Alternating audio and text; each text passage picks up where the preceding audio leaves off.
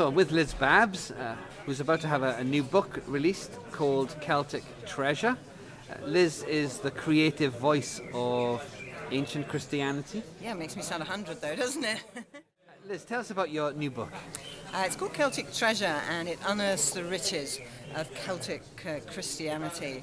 It's a very rich Christianity, Celtic Christianity, and I just felt it was right that people understood how inspiring the saints, those monks, were in the way that they lived radical lifestyles and they outreach to people on the margins of society, and that they were responsible really for Britain becoming a Christian country many years ago.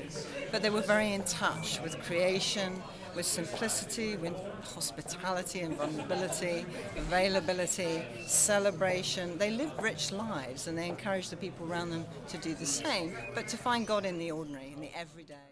So it's a book that would help me live my life today? Yeah, I think so, in an inspiring way. I mean, a lot of people are searching, trying to kind of cut free from consumerism, and are searching for the reality, really, for simplicity, to go back to the basics. And it seems to me that Celtic Christianity has such a voice for people that are searching. So can you identify for us a link from these spiritual practices of the past with how we go about living our lives today?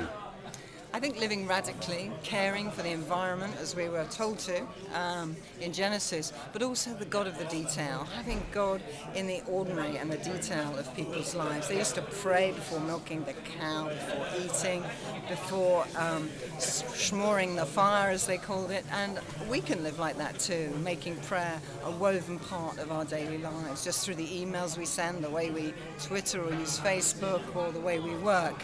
And the way we socialise, we can incorporate that too.